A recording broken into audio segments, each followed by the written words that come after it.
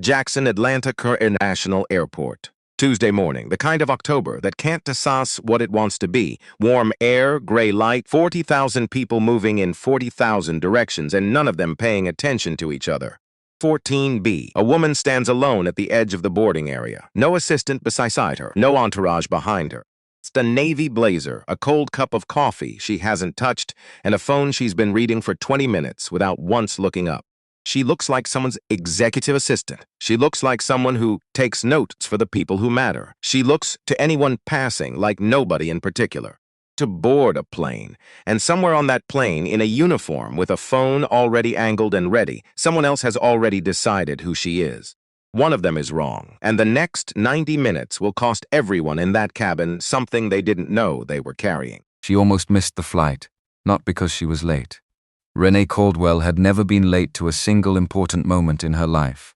She had been early to her first board meeting at 31, early to her daughter's birth at 34, early to Marcus's funeral at 58, standing in the parking lot of the church for 11 minutes before anyone else arrived, holding her keys, unable to go inside, not yet.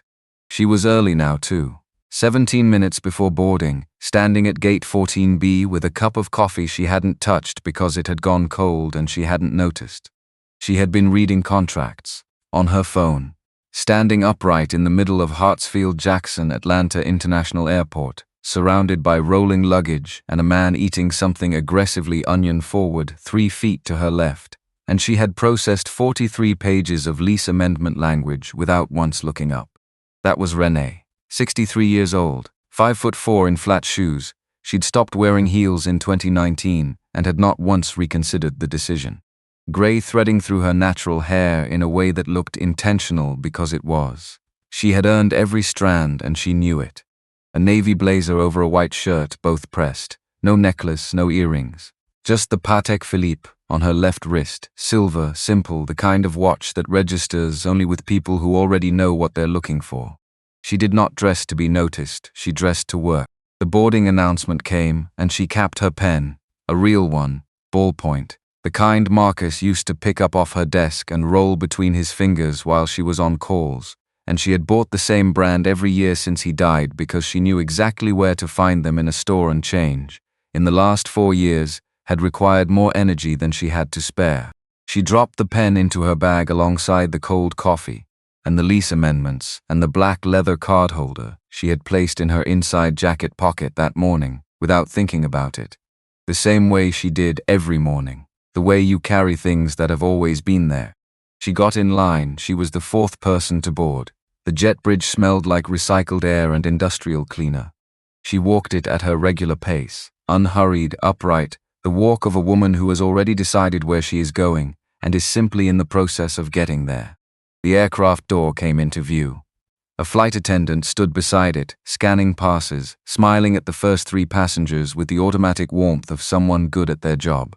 Renee stepped forward. The smile didn't disappear, it shifted. Something small and fast behind the eyes, a recalibration, a reassessment, the kind that happens before a person is conscious of doing it. There and gone in under a second. Renee had been catching that shift her whole life. The flight attendant's name tag read Brenda. Brenda Stokes, 44 years old, blonde hair pulled back with professional precision, the posture of someone who had spent years telling people where they belonged and had come to find that comfortable. Ma'am. Her voice was pleasant in the way of a locked door, smooth surface, no entry. First-class boarding has concluded. Renee looked at her, just looked, the kind of look that takes in everything without giving anything back. Coach is toward the rear. I have a first-class ticket, Renee said. The way you'd say the door is blue or Tuesday follows Monday. Not a challenge, an observation. She held out her boarding pass. Brenda took it. Held it the way you'd hold a document you already suspect is wrong, slightly away from the body, eyes narrowed, turned 45 degrees like the angle might surface something the front hadn't shown. Then she handed it back with an authority that had nothing to do with verification. I'll need to confirm this at the gate. The gate was 31 feet behind them. Renee did not look back at the gate. She looked at Brenda for one more second. Steady, complete, the look of a woman calculating not whether she was right, but how long she was willing to let this take. Then she walked past Brenda down the aisle to seat 2A. She put her bag in the overhead bin. She sat down. She opened her tablet and she went back to the lease amendment. Row 2A and the cabin. Brenda stood at the front of the aisle for 3 full seconds. Count it. 1, 2, 3. That is a long time to stand still when something has not gone the way you built it to go. She had anticipated reaction. Argument, embarrassment, the practiced shuffle backward of someone, caught somewhere they didn't belong. She had constructed her whole approach around reaction. The way you lean hard into a door you're certain is stuck and then stumble when it opens clean. Renee gave her nothing, just the soft sound of a tablet screen waking, a woman who had apparently concluded that this conversation was finished, which meant for Brenda it had not yet begun.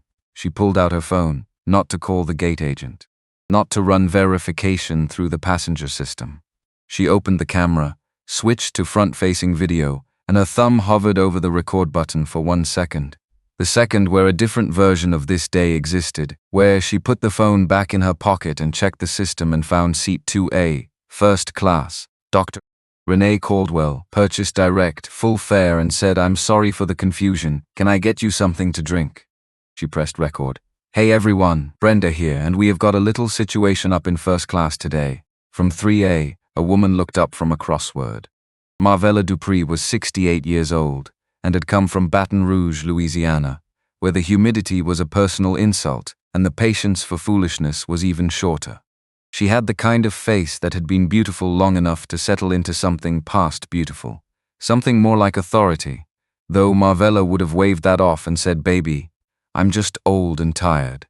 She wore a purple cardigan and reading glasses pushed up on her forehead, and she had been thinking about her granddaughter in Atlanta, who was attempting her first pecan pie this weekend, and had called 3 times to ask if you really needed that much butter. You did, you always did. Marvella looked at the woman in 2A, looked at the flight attendant with the phone aimed at that woman, looked back. She had seen this before, not this airport, not this flight, not these exact people, but this. She had seen it at 31 in a New Orleans department store, where a clerk had followed her through the coat section, at a distance that was just plausibly accidental. She had seen it at 45 in a Chicago hotel lobby, where the front desk agent had asked for her reservation confirmation 3 times, while the couple ahead of her had been checked in with a smile and a key card. She had seen it at 59, on a flight like this one, when a gate agent had made her stand to the side until every other passenger had boarded and then acted surprised when her upgrade turned out to be real. She had seen it so many times that her body recognized it before her mind finished the thought. She set down her crossword. She did not speak. Because Marvella Dupree had learned over 68 years that the moment you choose to speak is a weapon, and you do not discharge a weapon before you are certain of your aim and your target and what you are willing to have happen next. So she watched. In 1C, Conrad Phelps was already recording, 55 years old. White. The CEO of a logistics company with 23 employees that he described as boutique at the kind of dinner parties where boutique was a meaningful distinction. He was not a cruel man. This matters. This is not a throwaway caveat. He was not hateful, not consciously contemptuous of people who didn't look like him. He was the kind of person whose brain filled in a story with the nearest available pieces, assembled it quickly, and moved on before asking whether the pieces fit. He saw a flight attendant, a situation, a woman being asked to relocate. He started recording. "Entitlement doesn't care what color your boarding pass is," he typed. He posted it to X without rereading the sentence, because he thought it was perceptive, and he was in the habit of posting perceptive things. He was wrong about the sentence. He didn't know that yet. In 1D, Dolores Kaufman was 71 years old and had been flying first class since 1987, when her husband Gerald had established it as the correct way to begin a trip, and she had maintained the habit after he died because it was one of the few places that still felt like continuity. She had a vodka tonic she hadn't touched yet, and a mystery novel she'd already read twice. She looked over her reading glasses at the developing situation in 2A. "Finally," she murmured to the empty seat beside her. Someone handling things. She didn't stop to examine what precisely was being handled. Renee was aware of all of it. The phone recording her, Conrad recording her, the murmur from 1D, and the silence from 3A, the silence of someone who understood the situation completely and was deciding what to do with that understanding. Renee catalogued all of it with the peripheral attention she had developed over 30 years, of being the only woman who looked like her in rooms that hadn't been built with her in mind. She read the lease amendment, or she appeared to read it. What she was actually doing was something she had learned at 35 from Dr. Audrey Langston, a 70-year-old economist who had spent 4 decades as the only black woman in every room she entered, who had told Renee over bad conference coffee in a hotel hallway. The first person who loses their composure loses the argument. Every time, without exception. Not because calm is passive, because calm forces the other person to see themselves without interference. 28 years of practicing that. This moment was costing her more than she would show, because what Renee was not saying, not allowing to cross from her chest to her throat to the recycled air of this cabin, was this. She had signed a contract with this airline at 9:47 that morning. In a conference room 12 minutes from this airport, she had shaken hands with 3 members of the Apex Airways board. She had then come to the airport alone, as she always traveled, because she had been doing this since before Brenda Stokes was in uniform, and she had purchased this ticket herself through the airline's own website 3 days ago, and the only reason she was sitting here quietly while an employee filmed her face for strangers was because Dr. Audrey Langston had told her something true 28 years ago, and she had not forgotten it. She turned a page. Situation in first class. Brenda's voice had dropped into the professional register, lower, clipped, the tone that signals escalation without naming it. She was speaking into the crew comm. "I need Director Okafor up here." A pause, then footsteps. Director Frank Okafor was 51 years old, Nigerian-American, born in Chicago to a father who had arrived from Enugu in 1987 with an engineering degree and $40 and an absolute conviction that the institution, whatever institution you committed to, would reward you if you showed up, did the work, and did not create problems. His father had been right often enough that Frank had built a career on the same premise. 14 years with Apex Airways. 8 promotions. The kind of trajectory that does not happen by accident. It happens through early arrivals and late departures and the disciplined avoidance of being the person associated with anything that gets out of hand. That last item was the one he protected most carefully. He walked into first class with the stride of a man who had handled situations before and expected to handle this one the same way. He looked at Brenda, in uniform, employee of the airline, standing in the correct position with the institutional weight of the carrier behind her. Then he looked at Renee, a woman he did not recognize, sitting in 2A with a posture that said she had been sitting in seats like this for years, reading something on a tablet, not visibly distressed. He did not know which of them had the correct version of events, but one of them was in uniform. Frank Okafor, son of a man who believed in institutions, made the choice his whole professional formation had pointed him toward. "Ma'am," smooth, careful, the tone of someone extending professional courtesy without yet conceding that it is owed. "I'm Director Okafor, Senior Flight Manager. There seems to be some confusion about seating. If you'd gather your belongings and step back to the gate with me, we can resolve this quickly." Renee looked up. The look she gave him was complete and unhurried. The way she reviewed contracts she suspected had something buried in paragraph 7. She did not perform impatience. She did not perform indignation. "There's no confusion," she said. "I have a first-class ticket for this seat. I bought it through your website 3 days ago. I understand, and we just want to. It's been verified." She held up the boarding pass. "By your gate system at boarding. That is what verification means. A beat." Okafor glanced at Brenda. Brenda gave him the small nod that meant, "I already tried this angle." "Given the circumstances, ma'am." "What circumstances?" Renee asked. Not hostile, genuinely, with the precision of someone who wanted the honest answer on record. Okafor's mouth opened. Closed. "Because the honest answer, your flight attendant decided before looking at the evidence and is currently filming you on her personal phone for a live audience, was not a sentence available to him in his professional register. So he said, it would simply be faster to resolve this at the gate." "The gate is 31 feet behind us," Renee said. "You could verify my documentation from here in under a minute." "Ma'am, Director Okafor." Her voice did not change temperature. "Before your next decision, I'm asking you to do one thing. Call Captain Whitmore to the cabin, not security, the captain himself." The way she said it, Captain Whitmore, His name, precisely, not the captain's name, as if she had known it before she boarded. As if this moment had been anticipated and the details memorized the way you memorize depositions, quietly, completely, without leaving gaps. Something shifted in Okafor, small. He would not have been able to name it. He told himself it was nothing. He picked up the crew comm and called Officer Delgado. Ray Delgado had worked airport security for 15 years. He walked onto the aircraft with the measured pace of someone who had learned early that speed rarely helped in a confined space with people who were already primed for conflict. He took in the scene in approximately 4 seconds. A woman in 2A, seated, tablet open, boarding pass on the tray table. A flight attendant holding a phone at an angle that meant it was still recording. A flight manager with the particular stillness of a man who has committed to a position he is no longer entirely certain of. Ray processed all of this. He moved to 2A. Renee looked up at him. Not fear, not anger. Something that took him a moment longer to read, recognition. The look of someone who had been in this exact configuration before and knew every step of the sequence that came next. "Ma'am," he said carefully, "I'm going to need to ask you to." Her voice was low, just for him. "What's your name?" A brief pause. "Delgado. Officer Delgado." She said his name the way you say the name of someone who is a person in the room rather than a function of the room.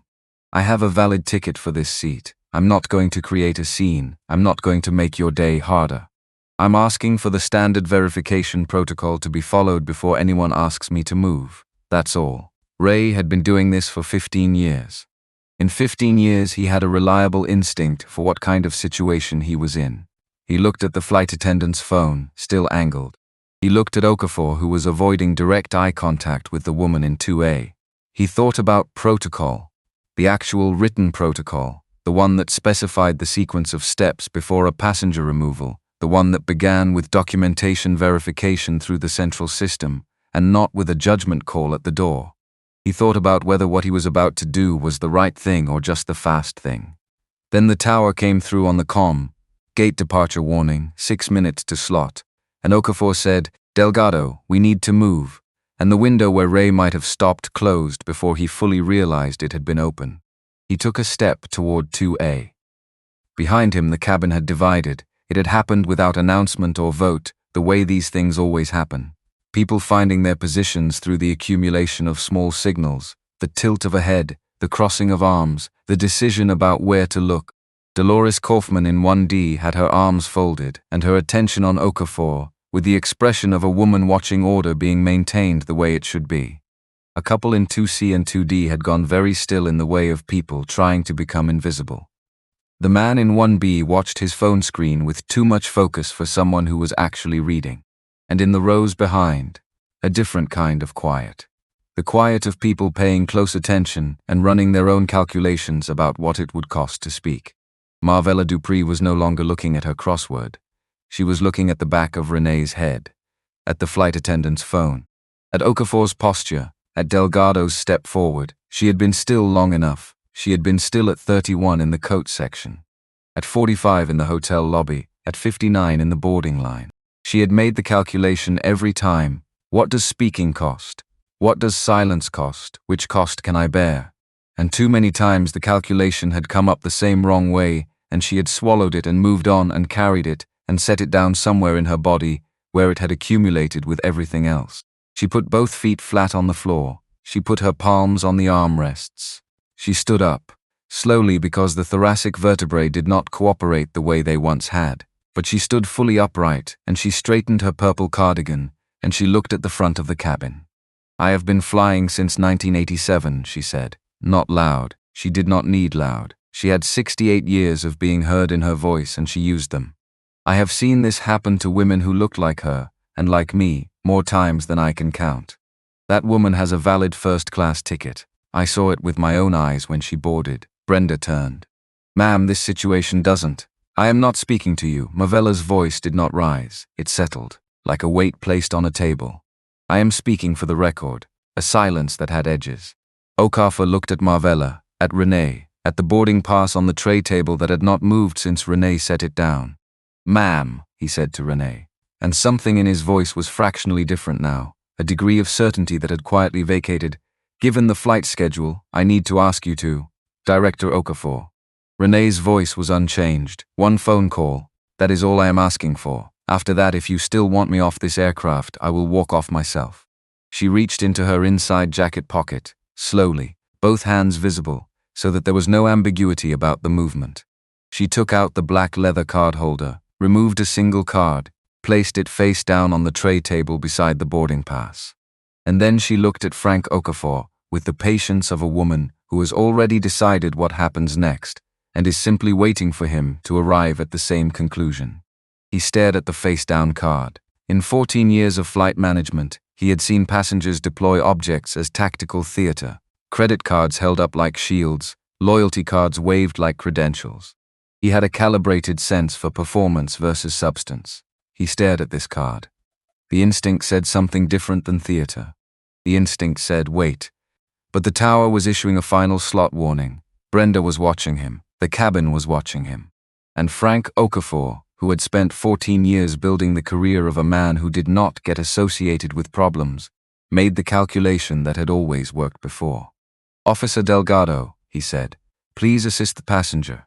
Captain Whitmore at the door. The card had been face down on the tray table since Renee placed it there. Nobody had touched it.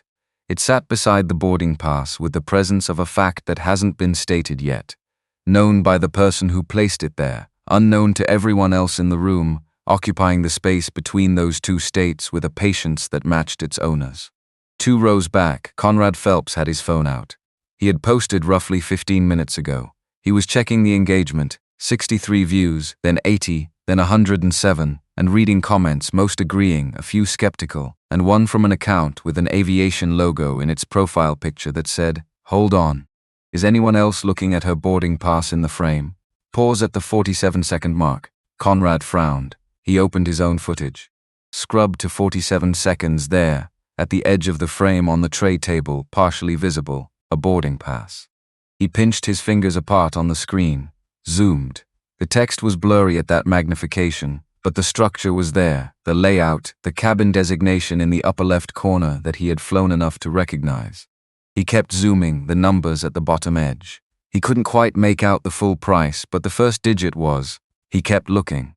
Something had lodged in the center of his chest, small, sharp-edged, the beginning of a question he had not thought to ask before he typed the caption and pressed post.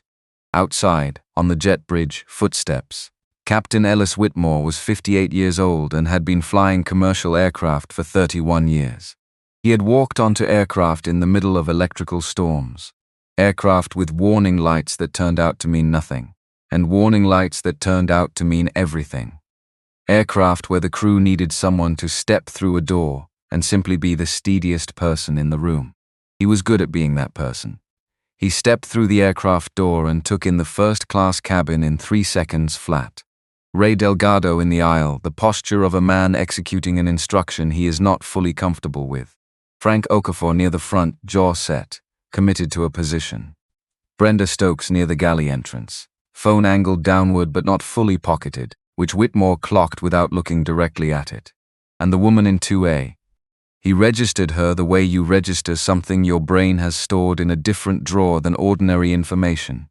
Not immediately, not with a label already attached, but with the jolt of something retrieved from a drawer you hadn't opened in a while. He knew that posture, that stillness. He had seen it once before from the front row of an auditorium in Chicago. September 2021. The Aviation Next conference at the Marriott on Michigan Avenue.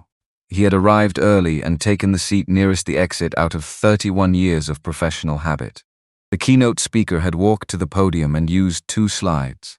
2, when everyone else at that conference had used 40 minimum, and had spoken for 47 minutes about the future of commercial leasing in a way that made the entire room feel like it had been thinking about the subject incorrectly until that moment. He had thought about that presentation for weeks afterward. Dr. Renee Caldwell, Carter Aviation Group. The name arrived a half-second after the face, sideways, with the small shock of recognition that comes before you've found the word for what you're recognizing. He stopped at the edge of first class. And here is what he understood in the time it took to cross the last 4 feet. If he intervened because he recognized her, he was committing a version of the same wrong from the opposite direction, assigning treatment based on identity rather than procedure. The lesson would land incorrectly. Nothing structural would change. He needed to do this right, by the book. The actual book, with the actual sequence of steps, the ones designed for exactly this situation and demonstrably not followed. Director Okafor, his voice, the register of 31 years. The room stopped. Okafor turned. Has this passenger's documentation been verified through the central system? A beat. We were in the process. Has it been run through the central system? A longer beat. Its own answer. No, sir. Whitmore nodded once, the nod of a man cataloging information rather than responding to it. Then we're at verification, not removal. Those are different steps. He said it with the patience of someone correcting a navigation error. Not unkind, simply precise. Has anyone run the verification? Silence. He turned to face 2A directly. He let his expression carry nothing. Not recognition, not apology, not the weight of what he already knew. Just the steady attention of a captain working through the correct sequence. Ma'am, I'm Captain Whitmore. I apologize for the confusion. We're going to verify your documentation through the system right now. That takes under a minute. Renee looked at him. Something passed between them. Not acknowledged, not named. Two people who had been in enough rooms to recognize when someone was doing a difficult thing deliberately and correctly. Choosing the longer path because the shorter one doesn't lead anywhere worth arriving. Thank you, Captain, she said. Brenda, he did not look at her yet. Please pause the stream. A silence with edges. I'm just documenting. This is a passenger service matter. It doesn't require crew documentation. Now he turned, measured. Please. Brenda lowered the phone. 312 viewers at that moment. Still watching the replay. Still reading comments. Still being joined by people who had seen it shared somewhere and clicked to catch up. The phone going down did not stop any of that. But Brenda believed that the recording was the story, and that when the recording stopped, the story stopped too. She was wrong about that. The central passenger system took 41 seconds, seat 2A, first class, Dr. Renee Caldwell, purchased direct through the Apex Airways website. 3 days prior, full fare, gold status member, continuously active. Whitmore looked at the screen. He looked at Okafor. He did not speak. What his expression communicated, quietly, professionally, without any word that could appear in a report, was frank. What have you done? Okafor looked at the screen. He looked at Renee. His face moved through several things in fast succession. Comprehension, then the cold sensation of having been wrong in a way witnessed by an aircraft full of people, including the person he answered to, then something that was either genuine reckoning or the first calculation of damage control. From the outside, those two look identical in the first 30 seconds. He opened his mouth. Director Okafor, Whitmore said quietly. I'll take it from here. He crossed to 2A. Not standing over her, beside her, at her level, the way you position yourself when a conversation needs to land as something real rather than something managed. Dr. Caldwell, your documentation is completely in order. You are in your assigned seat. I apologize that this was not confirmed at the door as it should have been. Renee looked at him. The exhaustion in her eyes was not the exhaustion of this flight. It was older. It had the weight of something carried over distance and accumulated through repetition. The tired that comes not from a single morning, but from 40 years of mornings stacked one on another, each one asking her to absorb another version of the same thing. Thank you, Captain, she said. This is not how it should have gone, he said quietly. Between them. I know, she said. It rarely is. He held her gaze for one moment, then he straightened, turned, and became the captain again. Because there was still a cabin full of passengers, a departure slot the tower had now flagged twice, and a crew situation that required handling. What he did not do was tell the cabin he recognized her. Because this needed to be about what was right. Not about who she was. 2 rows back, Conrad Phelps was still zoomed in on his own footage. He could now read the cabin designation clearly. He could make out the seat number. He sat with that information for 4 seconds, then 4 more. Something in his chest that had no comfortable name was getting heavier. At the front of the cabin, Renee picked up her pen. She capped it. She set her tablet aside. And she looked at the card still face down on her tray table. The card Frank Okafor had not been able to stop glancing at for the past several minutes. She left it where it was. She wasn't finished yet. But part 1 was. The aircraft sat on the tarmac. 6 minutes past the original departure window. The tower had flagged them twice. And in seat 2A, A woman with a face-down card was waiting for the rest of the story to catch up to the part she already knew. What the camera caught, Conrad Phelps put his phone face down on his tray table, then picked it up again, then put it down. He had been doing this for 4 minutes, which is a long time to be in a loop about a rectangle of glass and aluminum. But the loop wasn't about the phone. It was about the frame he had paused at 47 seconds. The boarding pass, partially visible in the lower right corner of his own footage. The cabin designation he could now read clearly if he was honest with himself, which he was trying to be, and which was proving harder than he'd expected. First class. He had posted a caption that said, "Entitlement doesn't care what color your boarding pass is," and he had meant it as something perceptive, something that cut both ways, something that proved he was the kind of person who could see a situation clearly without flinching. And now he was sitting in 1C looking at evidence that the situation he thought he'd seen clearly was not the situation that had actually occurred. He picked up the phone again. The post had 104 interactions, 41 retweets. The comments were moving in 2 directions. One group agreeing, one group asking questions he now understood were the right questions, and one account with 14,000 followers and an aviation logo that had posted a thread a few minutes ago beginning with, "Okay, I need everyone to look at the boarding pass visible at 047 in this video. Then I need someone with database access to run the tail number on that aircraft." Conrad read the thread. Avgeek Reginald hadn't gotten the lease registry information yet. That would take time, database queries, cross-references, the slow machinery of public records that doesn't move at the speed of social media even when social media demands it. But the thread was gaining traction. People were zooming in on the boarding pass frame. People were asking questions. And Conrad's original post sat at the top of an accumulating pile of scrutiny that was beginning to point directly back at the man who started it. He felt sick in a way that was located and specific. Not the movie version of moral awakening, the quiet, practical nausea of someone who has done a small wrong in a public direction and now has to decide whether to make it smaller or let it grow. He opened the post. He looked at the delete button. He thought about the 104 people who had interacted with something false because he had put it there. He thought about the people who had nodded at it while scrolling, their assumption confirmed in passing, who had already moved on and would not see any correction he made. He thought about the woman 2 seats behind him, the back of her head, the navy blazer, the absolute quality of her stillness over the past 40-something minutes, and what it had cost her to hold that stillness while a stranger decided things about her from a camera he had no business pointing. He deleted the post. He didn't announce the deletion. He didn't post an explanation. He removed it, and then sat with the knowledge that removal changed almost nothing about what had already happened, which was its own lesson, and one he suspected he would be sitting with for considerably longer than this flight. He put the phone in his jacket pocket. He looked at the front of the cabin where Whitmore was still beside seat 2A, speaking in a register too low to carry across rows. He looked at Okafor, who had moved to the edge of the first-class section, not managing it anymore, just present at its margins, the posture of someone who has lost his footing and hasn't found another place to stand. Conrad looked at where the boarding pass had been. He opened his notes app. "You posted something wrong. You need to say so.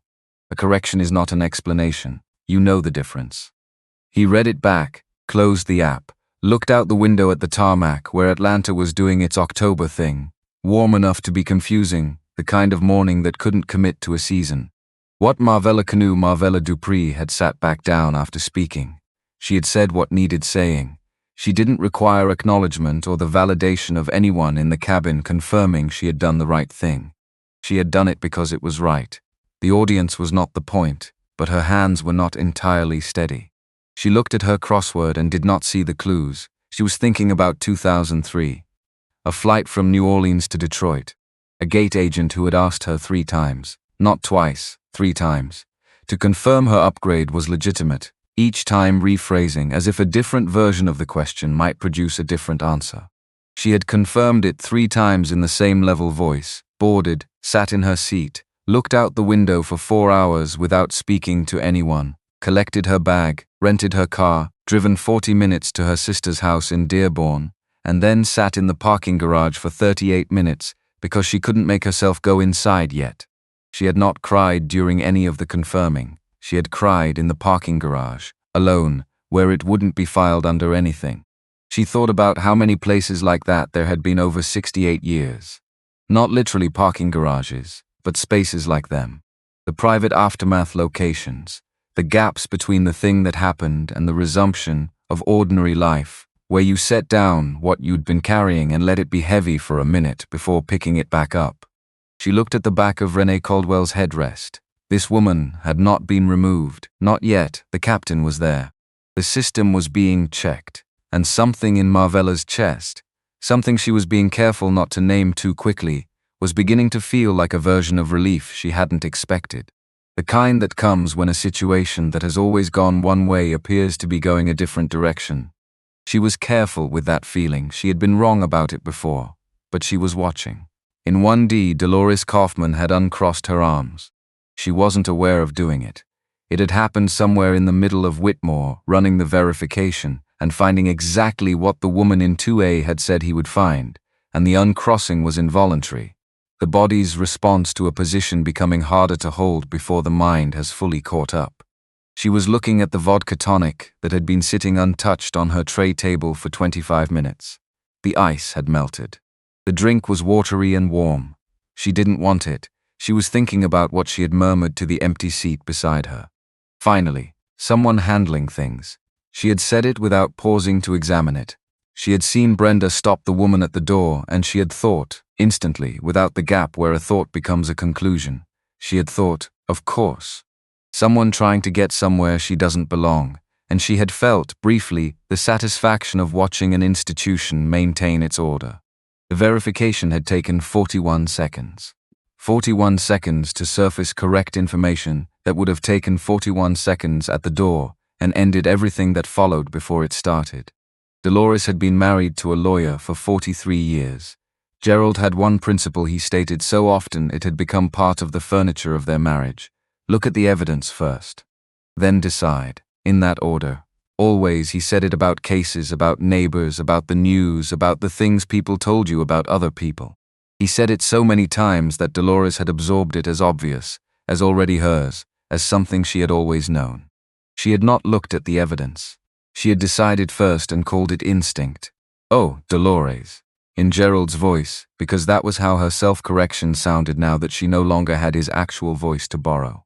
She looked at Marvella Dupree 3 rows back. The purple cardigan, the reading glasses pushed up on her forehead, the woman who had stood up on a bad back and said I have been flying since 1987 and whom Dolores had dismissed, in the privacy of her own assessment, as getting involved in something that wasn't her concern. The wrongness of that sat in her chest like something swallowed going down the wrong way. She looked at the empty seat beside her. She needed to do something before the door opened and everyone dispersed back into their separate lives. Not a performance of doing something, the real thing. She had been married to a lawyer long enough to know the difference between those two. And she did not want to be on the wrong side of it today. She just needed the words that were genuine. She was working on them. Lily Renee's phone lit up. She almost didn't look. She was in the middle of something, the most carefully maintained composure of her recent professional life, held together with the same precision she brought to contract negotiations and depositions. And the 3 a.m. moments in Marcus's study, when she gave herself exactly as long as she needed to be purely sad, and then got back up.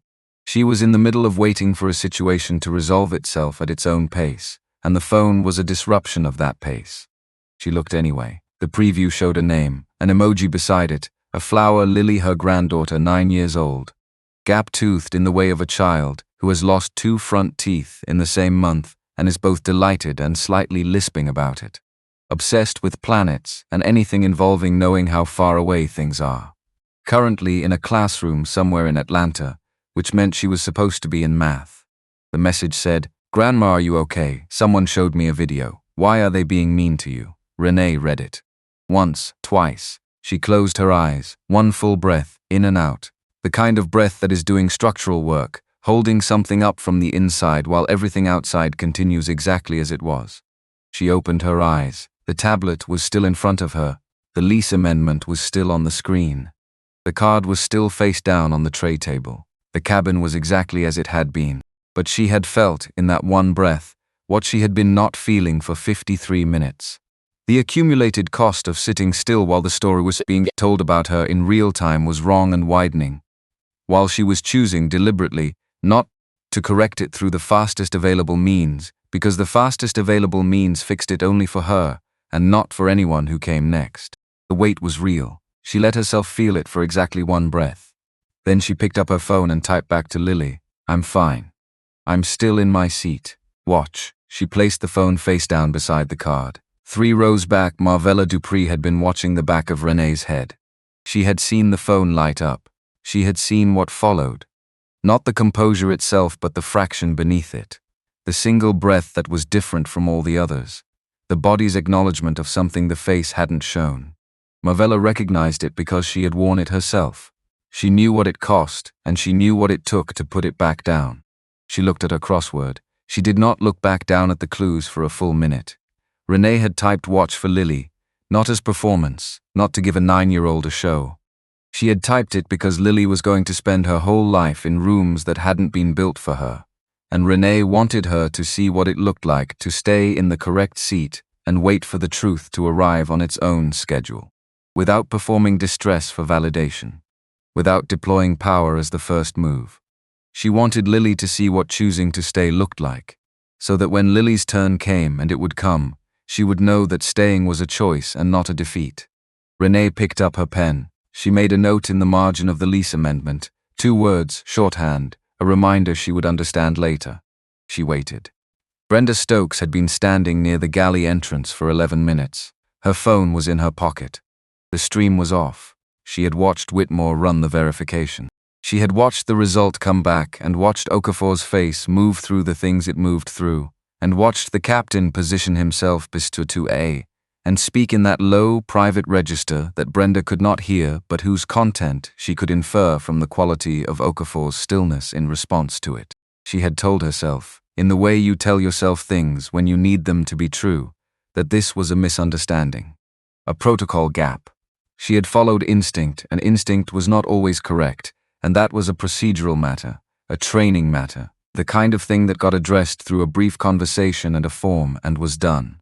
She had not examined what the instinct was made of. She opened her mouth. The words came out before she had completed the thought that produced them.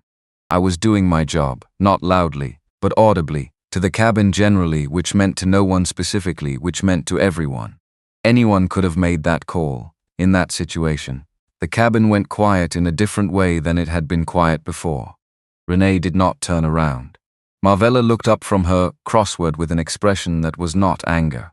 It was something older than anger and more durable, the look of a woman who has heard that sentence too many times to be surprised by it and is no longer interested in performing surprise. Whitmore's expression did not shift in any visible register, which was its own register. Okafor closed his eyes for 2 seconds. Then Renee turned her head, not toward Brenda directly, just enough, an adjustment of angle that brought the galley entrance into her sightline. "What situation, Miss Stokes?" she said. Quiet, precise, the genuine question of someone who wanted the specific words. Brenda's mouth opened. "I had a valid boarding pass. I sat in my assigned seat. I presented documentation when asked. I remained in my seat throughout." Renee's voice did not change speed or volume. "At what point did the situation require my face to be broadcast to 312 people on a personal device?" The number. Brenda had not realized Renee knew the exact count, but of course she did. Renee had been cataloging everything since the jet bridge, the phone, the angle, the viewer tally climbing in the corner of Brenda's screen that Renee had clocked from 6 feet away with the peripheral attention of someone who has learned to track all available information simultaneously. Because the information is always relevant and you can never know in advance which piece will matter most. You don't need to answer that right now," Renee said. "But at some point, in a different room, someone is going to ask you that question and the answer will matter more than it does here. I'd suggest thinking about it." She turned back to her tablet. Brenda stood in the galley entrance. For the first time since she had pressed record on the jet bridge, the story she had been telling herself, the one where she was the person maintaining order, doing her job, keeping first class the way first class was supposed to be. That story had a problem in it that she could not locate the correct piece to fix. because the problem was not in the details. The problem was in the structure, and structural problems don't respond to the addition of better details. She stood there, and she did not know what to do with that. Whitmore crossed to her. He spoke in the register he used when he needed to be heard clearly without being overheard at all. "Brenda, at the end of this flight I need you to speak with HR. That is not optional and it is not a suggestion." He paused. The live stream was a violation of company policy. The failure to run verification before escalating to security is a protocol failure. Both of those things are documented, and both of them are going to require a conversation that I'm not the right person to have with you. Brenda looked at him. "I was following. I know what you were following." His voice did not harden. It stayed level in the way of someone who has decided to be clear rather than forceful, because clarity is more useful. That's part of what the conversation is going to address. He turned back to the cabin. Brenda looked at the galley curtain. She looked at her own reflection in the dark screen of her phone. She was 44 years old and had worked for this airline for 11 years and had a daughter in her second year of college and a mortgage in Charlotte that she managed alone since the divorce. She had never thought of herself as someone who discriminated. The word had always belonged to other people, to a different category of person, to the ones who used explicit language and held explicit contempt. She had just followed instinct. She had not asked what the instinct was built from. That question was beginning to make itself felt now in the galley, with no camera and no audience and nothing to perform for. It was not comfortable. It was the specific discomfort of a thing that had been there for a long time and had not been looked at directly before and did not get easier to look at just because you had finally turned toward it. She pulled the curtain across the galley entrance. She stood inside it alone. She was beginning to understand that this was going to be the hardest part. Not the HR meeting, not the professional consequences, but the sustained, private work of examining the instinct and finding where it came from and deciding whether she was going to let it keep steering her, or whether she was going to do the slower, more difficult thing. She didn't have any of the answers yet, but she was for the first time sitting still enough to feel the questions. 5 minutes past the revised departure window. The tower had issued its third and final slot warning. After this one, they were looking at a ground hold of indeterminate length, the kind that cascades through a day's schedule like a stone through water, touching every flight downstream. Whitmore knew this. Okafor knew this. The entire crew knew this. The aircraft was not moving. Whitmore came back from a brief cockpit consultation with the look of a man who has received information he expected and has already decided what to do with it. He stood at the front of the cabin. He looked at Frank Okafor. "Frank," he said, "quiet, just between them. How long have you been with this airline?" 14 years. In 14 years, have you ever run into a situation where following the correct protocol took longer but produced a better outcome than skipping it? Okafor looked at him. The question was gentle. It was also not gentle at all. "Yes," Okafor said. "Okay." Whitmore nodded once. "Then let's talk about what happens next." What happened next was that Whitmore crossed to 2A. He did not crouch. He stood beside the seat at an angle that made the conversation horizontal rather than vertical. Two people occupying the same level, which is a choice you make with your body when you want what you're about to say to land as a genuine thing and not a managed thing. "Dr. Caldwell, I've been in contact with Apex Operations. VP Ashton has been briefed on the situation. He'd like to speak with you directly if you're willing." Renee looked at him. "He called back within 2 minutes of you alerting him," she said. "Not a question." "He did, which means the alert you sent included my name." A pause, one beat, "It did." The corner of her mouth moved. One small degree. Not a smile exactly. The expression of a person recognizing the precise contours of a situation and finding in that recognition something that was not quite amusement, but was close to it. The look of someone who has been right about the shape of a thing for a long time and is watching the shape confirm itself. "Put him on speaker," she said. "I'd like the cabin to hear this." Whitmore looked at her for a moment. He was thinking about the passengers, about the recording devices, about the complexity of a conversation between a VP and a woman who was about to reveal something that would reframe everything that had happened in this cabin for the past hour. He was thinking about whether this was the right call. He decided it was. He pressed speaker. Gerald Ashton's voice came through. 60 years old, the particular timbre of a man who had spent 3 decades in boardrooms and knew how to project authority through a phone. Except right now the authority was working hard against something underneath it, which was the contained alarm of a man who had just been told something that changed the entire valence of a situation he was only now catching up to. Dr. Caldwell, Mr. Ashton, I've been briefed on the events aboard SK-247. I want to begin. I'd like to go first, she said. A pause. Of course, she spoke for 3 minutes and 40 seconds. She described the jet bridge, Brenda's initial stop, the tone of the exchange, the theatrical examination of the boarding pass, the live stream begun before any verification attempt, the security call, the escalation through management without documentation review, the repeated failures at each decision point to follow the protocol that existed precisely for situations like this one. She spoke at the same pace she had maintained for the past hour, unhurried, complete, without editorial. She did not say she treated me this way because of how I look, even though that was the accurate description, because she did not need to say it. The sequence of events said it. The sequence of events said it clearly enough that no one in the cabin who had witnessed it could hear her account and arrive at a different conclusion. When she finished, the aircraft was silent except for the auxiliary power unit and the distant sound of tarmac vehicles. Dr. Caldwell, Ashton said. His voice was careful in a new way. Not the careful of management speak, but the careful of a man who has just understood the full dimensions of what he's looking at and is choosing his next words with the awareness that they are going to be on record.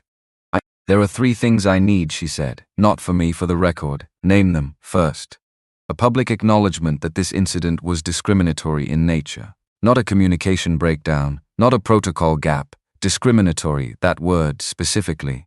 A pause. Agreed. Second, an independent review of passenger complaint data for the past 3 years, segmented by documentation request incidents, sorted by passenger demographics and published, not kept internal. A longer pause. Agreed, she stopped. One breath. I want Apex Airways to establish a passenger advocacy office, independent of crew management structure, reporting directly to the board, staffed by people who have personally experienced discrimination in travel, not people who have studied it from outside. The longest pause. Dr. Caldwell, board-level structural changes require. I'm aware of what they require, Mr. Ashton.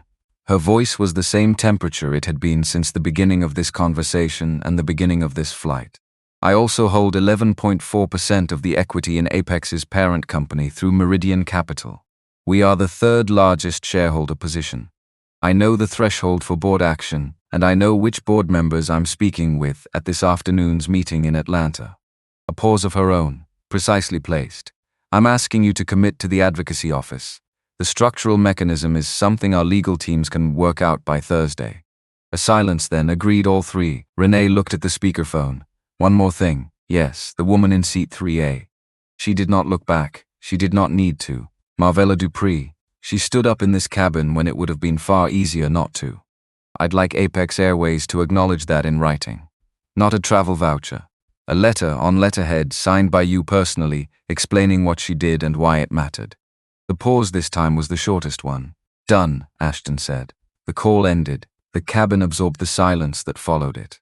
Marvella Dupree had been sitting in 3A with both hands around her armrests and her crossword folded in her lap, and the reading glasses she had not looked through in 20 minutes still pushed up on her forehead.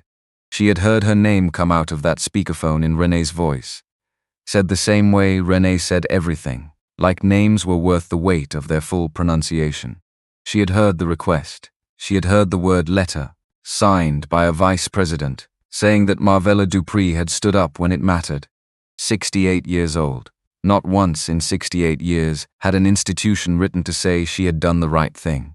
Not once had a company, an airline, a hotel, a department store. Not once had the institution turned around and said, "We saw what you did. It mattered." Here is that in writing. She pressed her lips together, very firmly, because Marvella Dupree from Baton Rouge had not cried in a public space since 2003, and she was not going to break that particular record in the first-class cabin of a commercial aircraft at 9:47 on a Tuesday morning in October. She was not. She pressed her lips together harder.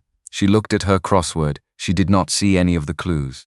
3 rows forward, Renee Caldwell had unbuckled her seatbelt. She stood. She did not look at Okafor, who was near the forward bulkhead with his phone out making a call she understood was to HR. Standing slightly apart from the situation he had created, processing the shape of what he had done in the way that takes longer than 40 minutes and cannot be completed before a flight lands. She did not look at Whitmore, who had returned to the cockpit to begin coordinating their delayed departure with the tower. She did not look toward the galley where Brenda's curtain was half drawn. She walked 3 rows back, to 3A. She sat down in the empty seat beside Marvella Dupree. Marvella looked at her sideways. Not surprised. The expression of a woman who has learned over a long life to wait and see before she decides what she's feeling, because deciding too early costs you something you don't get back. Neither of them spoke immediately. They sat in the specific silence of 2 people who understand the same thing from different positions and don't need to explain that to each other. The silence had a quality, not heavy, not light, but full, the way a room is full when the right people are in it even if no one is talking. Then Renee said, "How long have you been flying?" "Since 87, me too, 88. A pause, just the hum of the aircraft. "You've done this before," Marvella said. Not an accusation, not a question. An acknowledgement of something she had recognized from the moment Renee walked past Brenda and sat down and opened her tablet. "Many times," Renee said. "The first time I didn't have the card, I just had the ticket." Marvella was quiet. "What happened? They removed me." She said it without inflection, the way you say a fact about weather. "I walked off the plane. I found a parking garage. I stayed there for 40 minutes before I could make myself drive." A silence, longer this time. "I know that parking garage," Marvella said. "I know you do." Marvella looked at the window. At the tarmac, at the heat shimmer rising off the asphalt outside. "Baby," she said finally, "I'm glad you had that card today." "So am I." Renee looked at her hands. "But I keep thinking about all the times you didn't have one. And what it cost you to walk into those rooms anyway." Marvella was very still. "Every single time," she said. "That's why I stayed today." Renee's voice was the same temperature it had been for the past hour, but something in it was different now. Not warmer exactly, but more direct, less governed. "Not because I was afraid to leave. I had Dominique on the line, my legal officer. She could have ended this in 20 minutes through the right channels quietly, no public record. And in 6 months the same thing would have happened to someone else, and there would be nothing in place to stop it." She paused. "You were in 3A, and the woman who boards this aircraft in March with a valid ticket and no business card, she's going to be in 3A too. If I leave today, nothing protects her." Marvella turned. She looked at Renee directly. 68 years of looking directly at things. "Most people with what you've got," she said slowly. "They fix it for themselves and go. I was the person in 3A, Renee said. Before I wasn't." Marvella sat with that for a moment. Then she reached over and put her hand on Renee's, just briefly, just for the length of a breath. The way her mother used to place a hand on her shoulder when Marvella was a child, and something had happened that didn't have words yet. "All right," Marvella said. "All right." Then she picked up her crossword. She found her place. And the aircraft finally began the sequence that would take it away from the gate and into the sky. Frank Okafor watched from the forward bulkhead as Renee walked back to 2A. He had ended his call with HR. He had made the necessary notifications. He had done the procedural things that needed doing. But the procedural things were not the thing he was sitting with.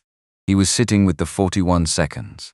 The verification that had taken 41 seconds and produced the correct answer that would have taken 41 seconds at the door and changed everything that followed. He had been a flight manager for 14 years. He knew the protocol. He had trained on the protocol, and when the moment came, he had not followed it. Not because he had forgotten it, but because the instinct had moved faster than the protocol, and he had let the instinct drive. He was his father's son. He believed in institutions. He had built his career on the conviction that following the correct process every time was both the ethical and the professional choice. He had not followed the correct process, and the reason he hadn't, the actual reason beneath the professional language and the procedural framing, was something he was going to have to look at for a long time before he could say it plainly. He knew that. He was not ready to say it plainly yet, but he was no longer able to pretend the examination wasn't coming. He crossed to seat 2A. Renee was reading her tablet. He stood beside the row. He did not speak immediately. She looked up. "I followed the wrong instinct," he said, quietly. Without the professional smoothing he would have applied 20 minutes ago. The verification should have been the first step, not the last. I got that wrong. Renee held his gaze. Yes, she said, you did. Not an absolution, not a reassurance. Just the confirmation of a fact stated plainly, the way she stated everything. I'm sorry, he said. She looked at him for one more moment, then, the work isn't done with saying it to me, she said. The work is in understanding why. That's going to take longer than this flight. He nodded. He moved back to his position. He stood with it, the aircraft taxied. The tower had given them a new slot. 17 minutes out, enough time for the crew to complete departure checks, and for the passengers to settle, and for the first-class cabin to begin the slow process of returning to something that resembled its ordinary self, except that it was not its ordinary self, and would not be for the duration of this flight, and possibly for longer than that, for most of the people in it. Dolores Kaufman stood up, slowly. Her hip required negotiation with gravity in the mornings, and this was still morning. She took her time. She did not pick up anything. She walked 3 rows back to 3A. Marvella Dupree looked up. Dolores stood in the aisle. 71 years old, both of Gerald's rings still on her left hand. She had worked out what she wanted to say. It had taken her the full duration of the Ashton call, and then the conversation between Renee and Marvella that she had watched from 1D without being able to hear. She had worked it out carefully, because Gerald had told her once that apologies that are too elaborate are about the person giving them and not the person receiving them. And she did not want this to be about her. I said the wrong thing, she said. When you stood up, I said she was just doing her job. I knew better. At my age, I should have known it in the moment, and I didn't. She stopped. I'm sorry. Marvella looked at her for a long time. The kind of looking that is an assessment. Not of the words, but of whether the person who said them had actually arrived at the place the words implied. Now you do, Marvella said. Not it's okay, not don't worry about it, not the easy formula that lets everyone leave lighter than they should. Just now you do. 2 words that said the knowing counts, the knowing is the thing, carry it.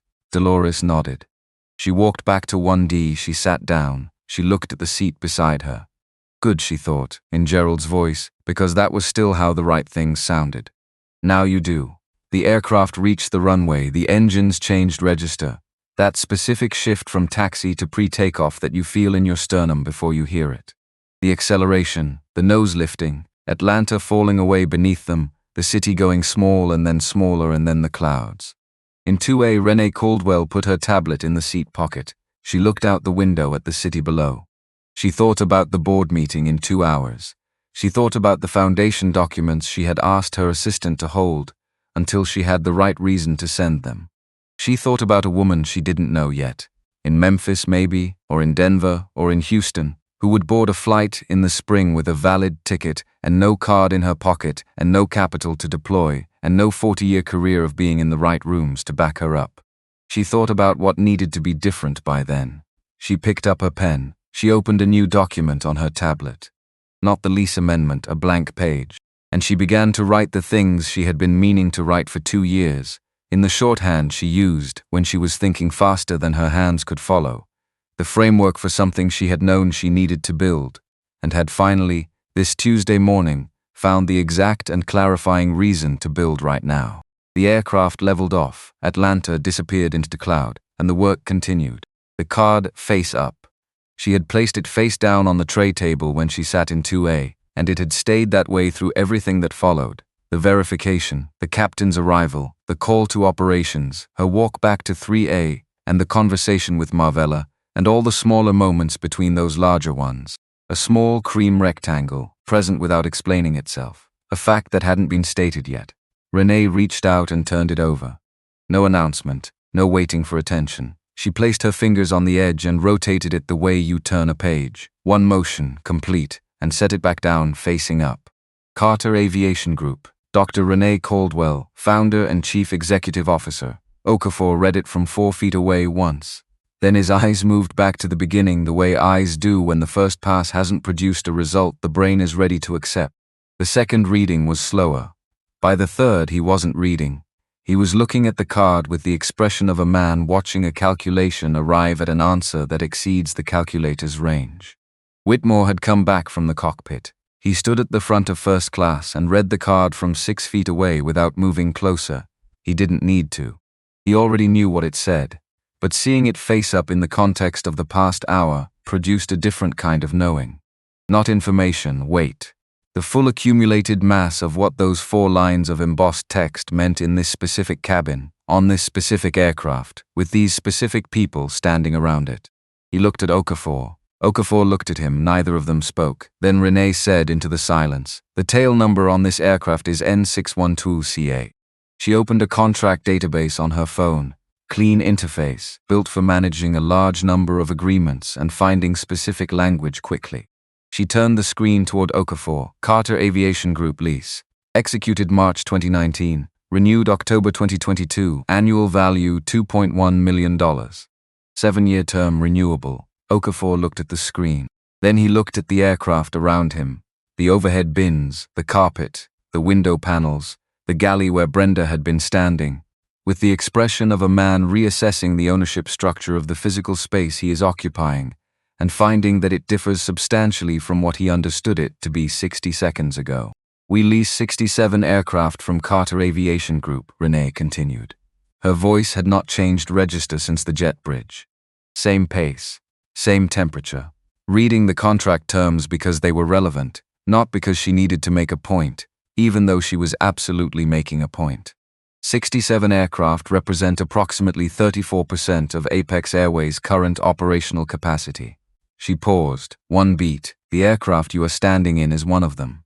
The cabin absorbed this the way a room absorbs a change in air pressure. You feel it before you've processed it." Several passengers shifted.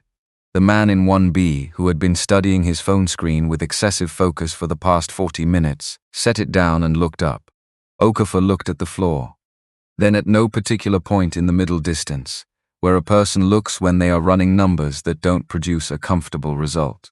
He was thinking about the 41 seconds, not in the abstract, in the specific. He was thinking about the 41 seconds the verification had taken, and the 14 years he had spent building the career of a man who followed correct procedure. And the moment this morning when he had chosen based on something he had not examined and still could not fully name. "There's one more thing," Renee said. She opened a second application, a portfolio dashboard, clean, detailed, organized by sector and percentage. She navigated to a specific line item and turned the screen toward Whitmore. "Meridian Capital, investment firm I founded in 2009. She pointed to the line. "Current position in Consolidated Airways International, the parent company of Apex Airways, 11.4%. Third largest shareholder." Whitmore looked at the screen. He was a pilot, not a financier, but 31 years of commercial aviation had given him enough understanding of industry ownership to know what 11.4% of a parent company meant. It meant board access. It meant the standing to call extraordinary meetings. It meant the woman in 2A was not a passenger making a complaint. She was a stakeholder making an observation, and those operated under entirely different rules.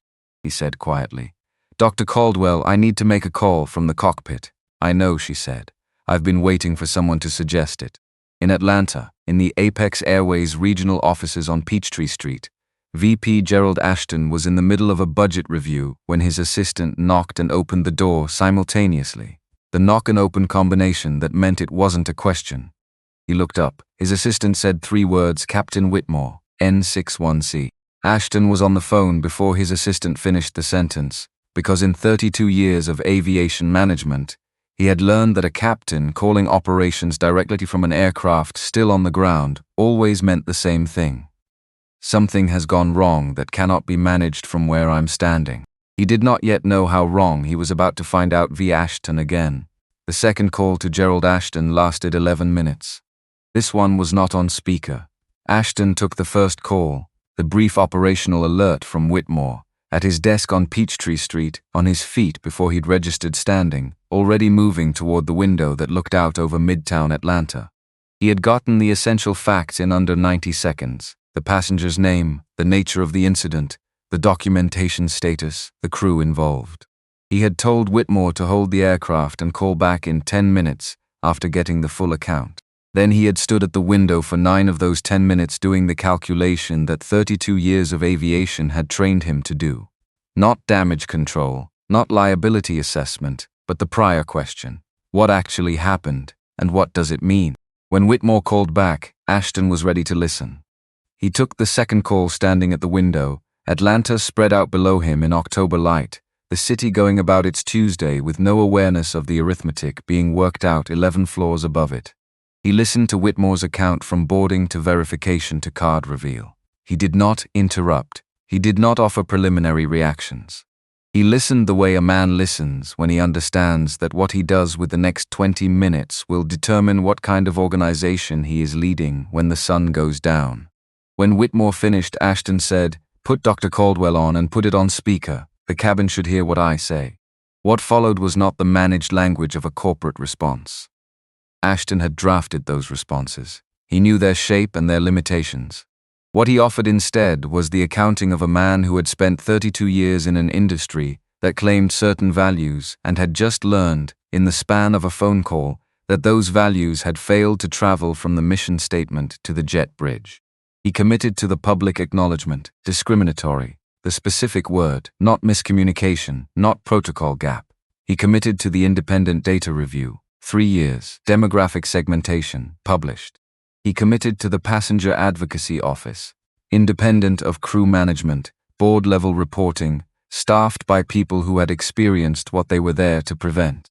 And he said he would write the letter to Marvella Dupree himself, not have it drafted and signed, written by hand on Apex Airways letterhead by Gerald Ashton. When the call ended, Whitmore came back from the cockpit. He crossed to 2A. He did not crouch or position himself with any ceremony. He stood beside the seat at her level. Attendant has committed to all 4 items. His legal team will contact yours by Thursday morning. Renee nodded. I'll have Dominique reach out to confirm the timeline and the language on the Advocacy Office charter. Whitmore paused for a moment, not uncertainty. More the pause of someone deciding whether an additional thing belongs in this conversation. For what it's worth, he said. I should have acted the moment I walked through that door. Not waited for the process to confirm what should have been obvious from the start. Renee looked at him.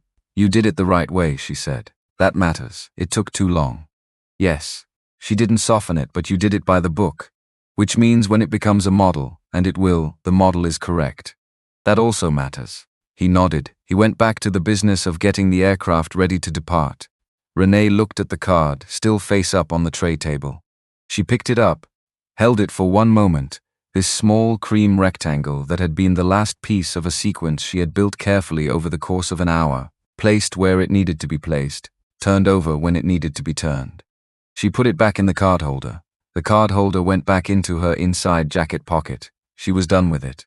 What came next didn't require cards. Conrad Phelps had been sitting in 1C for the past 20 minutes in the specific stillness of a man who has decided to do something and is working up to the doing of it. He had deleted the post. That was done. He had written in his notes app that a correction was different from an explanation and that he needed to make one. That was written. He had watched Renee turn the card over.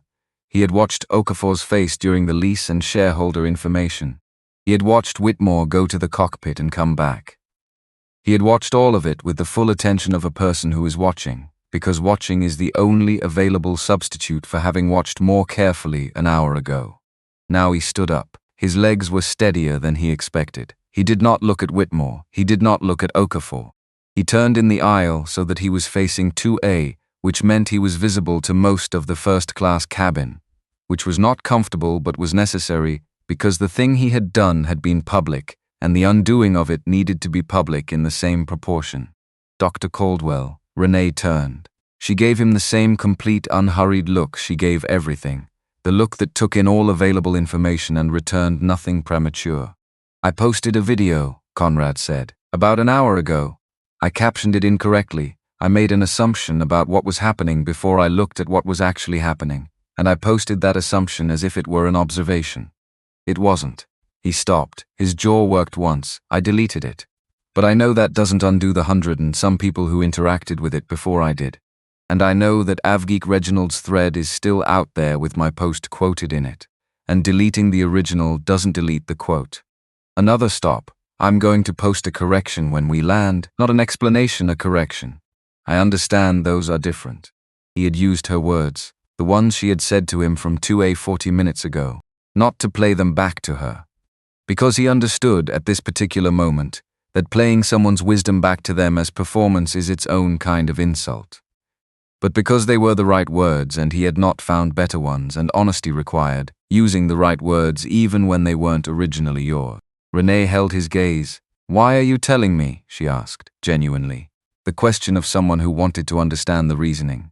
"Because you deserve to know," he said. "And because I've been sitting here for 20 minutes knowing I was wrong, and the only thing I could come up with that wasn't about managing my own discomfort was to say it where you could hear it." A pause. "The correction needs to be specific," she said. "Not I may have misread the situation. What you misread. Why the original caption was wrong. What the correct information is. Specific, I know, and the AvGeek thread. I'll reach out to Reginald directly. Ask him to update the thread with the correction. He may not." "I know," Conrad held her gaze, "but I'm going to ask." Renee looked at him for one more moment. The assessment she gave everything. Thorough, without rush, without the social pressure to resolve sooner than the situation warranted. "Then do the work," she said, and turned back to her tablet. Conrad sat down. He was not lighter for having done it. He had expected to feel lighter and he did not, which was its own information. The thing you have done does not get smaller when you acknowledge it. You do not get credit against the ledger simply by noting the entry. The work, the actual work, was what came after this conversation, in every subsequent moment where his brain moved to fill in a story before looking at the evidence, and he had to catch it and stop it and look first. He opened X. He did not draft in his notes app this time. He typed directly, because drafting had been part of how he'd let himself move slowly toward an easy version of the right thing, and he did not want an easy version. "An hour ago I posted a video from this flight with a caption that was wrong. I saw a situation and decided what it was before I looked at the evidence. The woman in that video had a valid first-class ticket and was in her correct seat. I was wrong and I posted the wrong thing publicly, which means I'm correcting it publicly. This is not an explanation, it's a correction. Those are different things." He read it back once, posted it, closed the app. He did not check how it performed. That was not the point, and he knew it, and he sat with knowing it, which was harder than he expected, and also exactly as hard as it should have been. The galley curtain was half drawn. Renee had been watching it from 2A. Not staring, just aware of it the way you are aware of a door that is neither open nor closed. After Conrad sat down and the cabin settled into the specific quiet of aftermath, not peaceful exactly, but spent, the quiet of a room where something large has passed through, she unbuckled her seatbelt. She stood. She walked to the galley entrance. She stopped at the curtain edge. Brenda looked up. She had been sitting on the jump seat with her hands in her lap, and the particular quality of stillness that is not composure but its absence, the stillness of someone who has run out of motion and is now just present with what the stillness contains. She braced, visibly, the small tightening of the shoulders that precedes impact. Renee looked at her without the brace. "I'm not here to end your career," she said.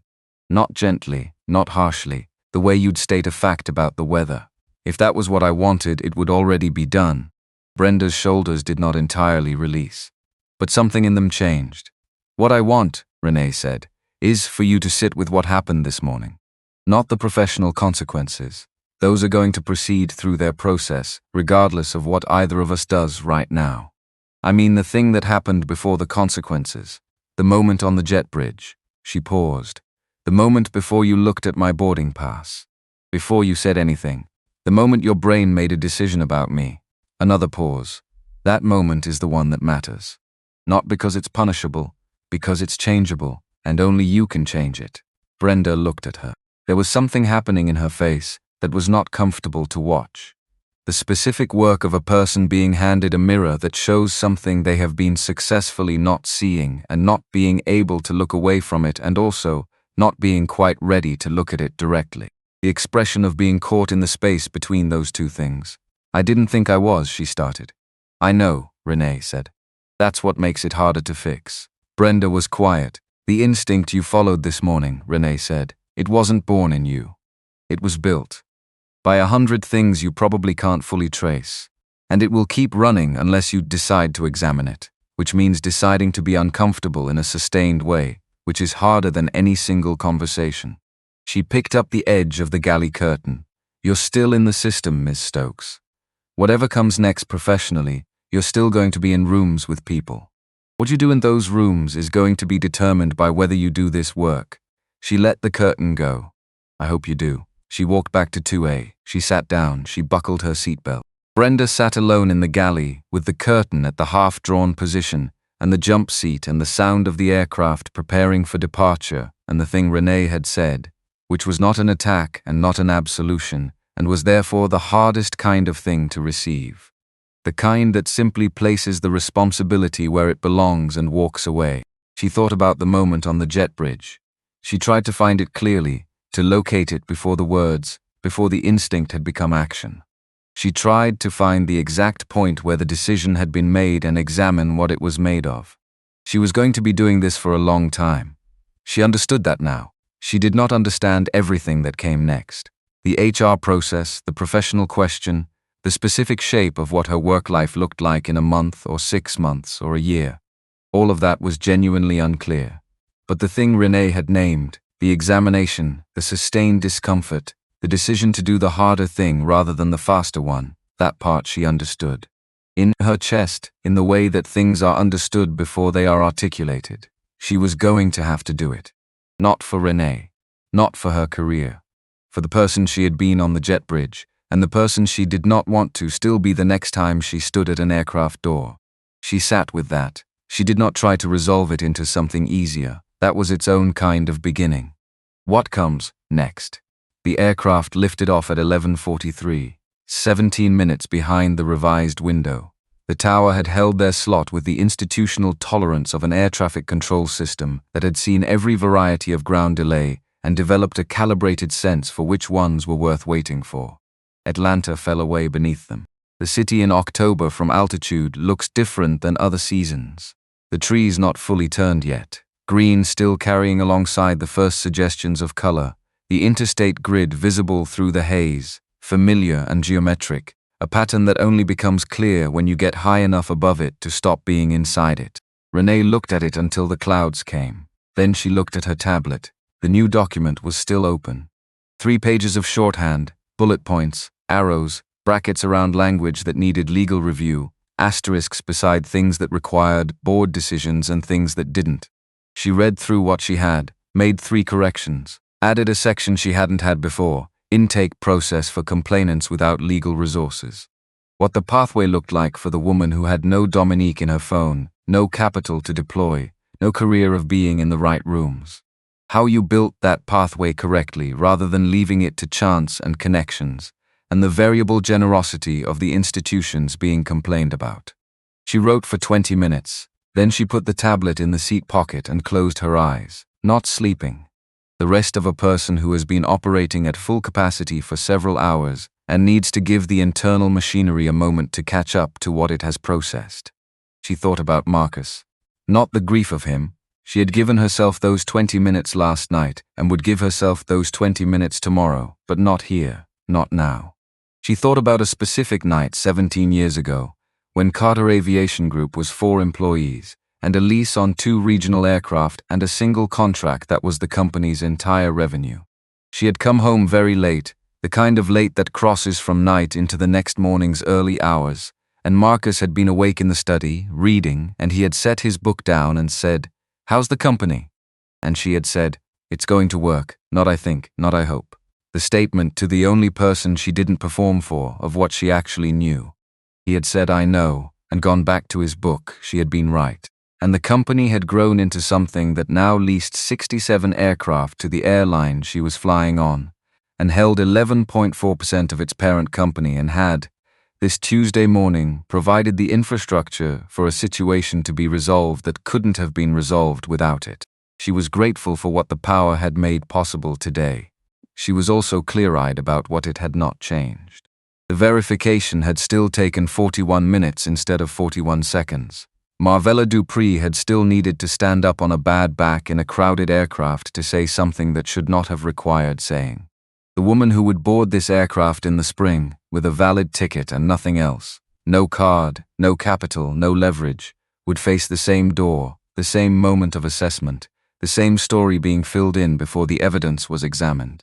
Unless something was built to change it. She opened her eyes. She took the tablet back out. She kept writing. In 3A, Marvella Dupree had fallen asleep.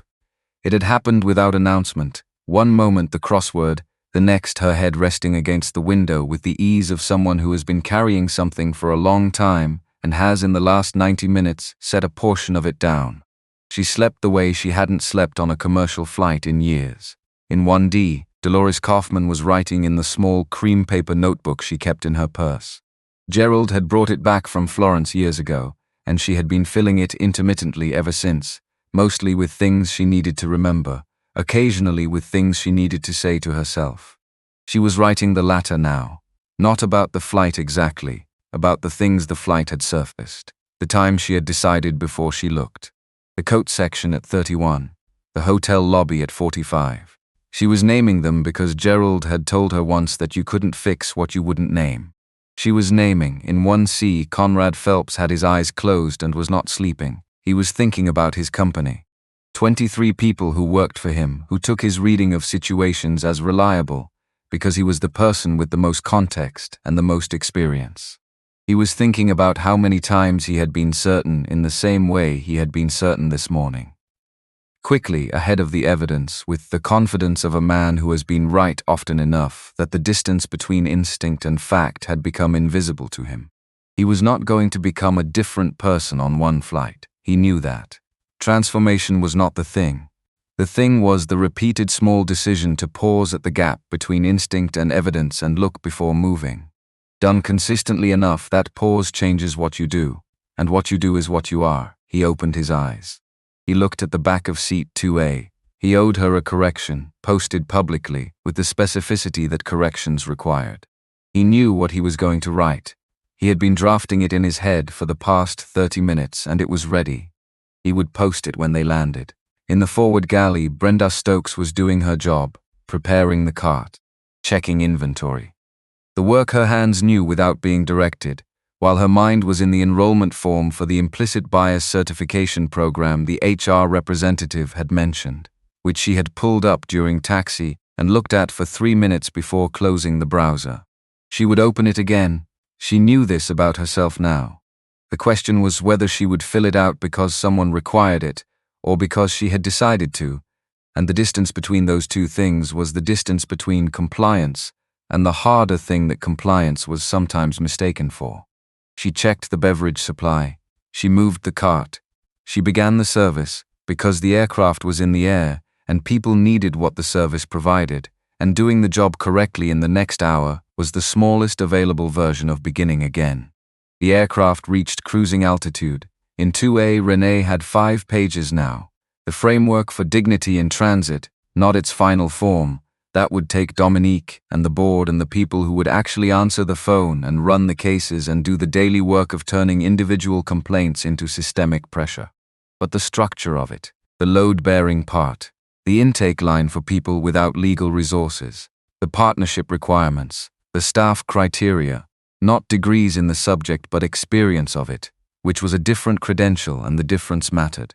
The metrics for success, which were not a number of cases resolved but a reduction in the incidents that required resolution, because the goal was prevention, not response. She wrote the intake line first, then everything else in order.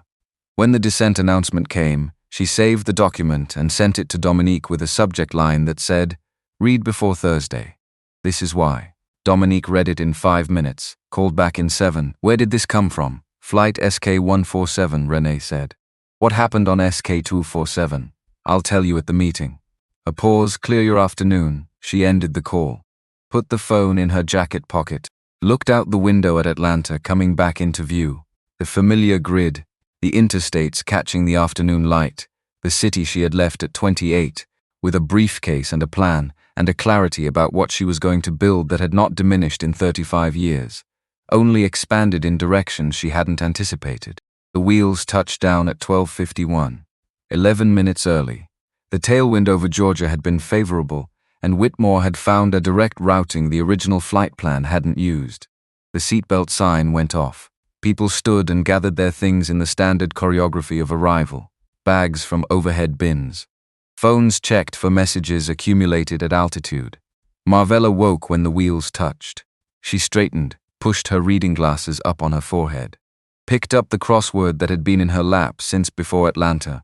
She looked at the clue she had been stuck on when the flight began and had not returned to since. 7 letters. Persistence under pressure, she wrote it in. She picked up her purse, stood slowly with the deliberate negotiation with gravity that her back required. Smoothed her purple cardigan, looked toward the front. Renee was already standing, bag from the overhead bin, tablet and pen. The card holder back in her inside jacket pocket, standing in the aisle in the same posture she had held since the jet bridge. Upright, unhurried, completely present. She looked back at Marvella. Marvella looked at her. No words, no gesture. 2 women on the same aircraft, on the same side of an outcome that had not been guaranteed when the flight began, acknowledging each other across 3 rows. Then the door opened, and they walked off. 6 months later, the office of the Dignity in Transit Foundation occupied the 4th floor of a building on Auburn Avenue. Not the Carter Aviation Group headquarters across town, not the Meridian Capitol Suite with its floor-to-ceiling views. A smaller space, brick walls, 1 window onto the street below, Marcus's old writing desk that she had finally taken out of storage in January and put somewhere it would be used.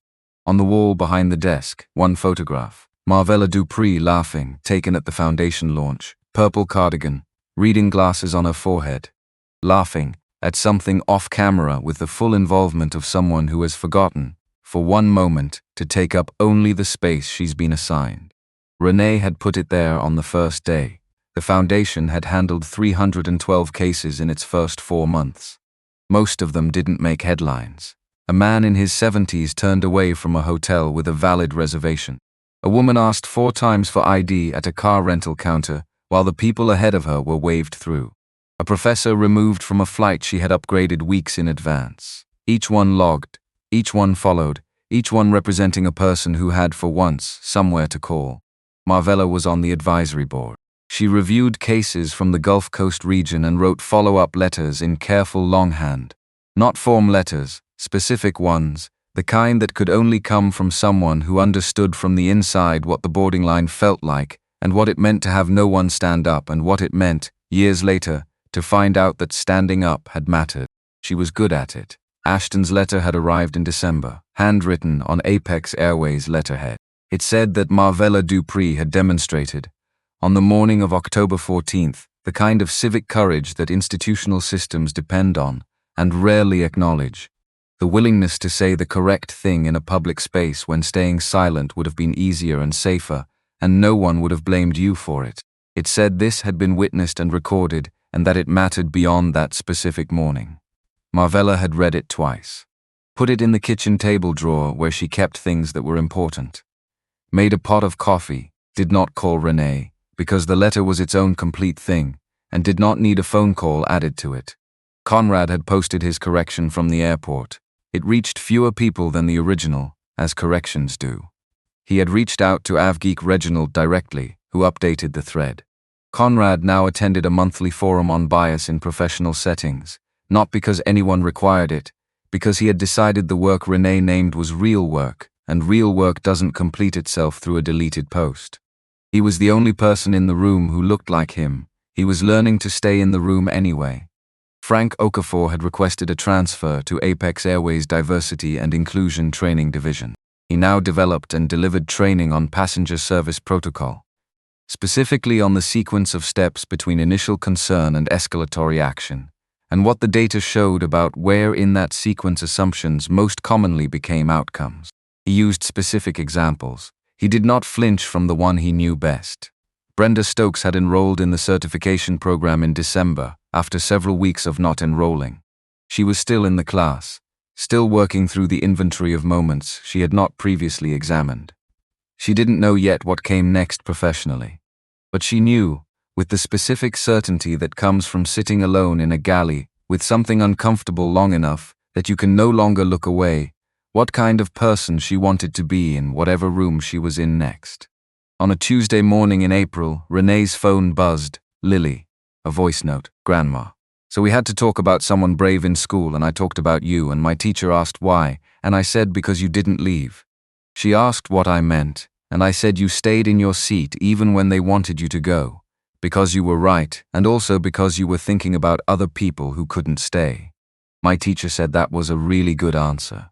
Also, she looked you up and you have a foundation now, and she wants to know if you'll come talk to our class. I said yes for you. Is that okay? Also, I made the pecan pie again with more butter like Marvella said. Way better. Okay, love you. Bye. Renee sat with it after it ended. Outside the window, Auburn Avenue in April, the blossom trees, the light, a delivery truck double parked in front of the coffee shop across the street, the city being itself without knowing it was being watched. She opened a message to Marvella. You were right about the butter. Lily says she'll tell you herself at the April 22nd meeting. Sent it, picked up the pen, went back to work. The quarterly report was on the desk, 312 cases. 11 policy changes across 7 carriers. 1 major airline adopting the Foundation's intake protocol as a template for their own system. Real numbers, not enough, more than had existed 6 months ago. There were also the cases not in the report. The ones where the person had walked off the aircraft and hadn't known there was somewhere to call. The ones who had arrived at their destinations carrying something that had no destination. The ones who were simply too tired. The specific exhaustion of having absorbed too many versions of this thing to spend energy on one more. Those cases were not in the report. They were the reason for everything in the building.